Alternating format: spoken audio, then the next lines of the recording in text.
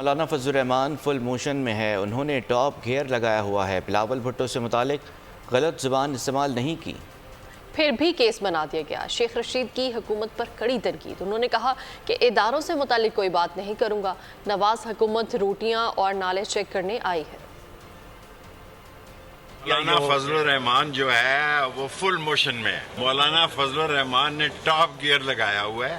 الزام یہ آج کراچی کی حکومت نے، سندھ کی پولیس نے یہ لگایا ہے کہ شیخ رشید نے سابق وزیر خارجہ کو بلو رانی کہا ہے، حالانکہ نہ میں نے کوئی غلیظ زبان استعمال کی ہے نہ غلط زبان استعمال کی ہے۔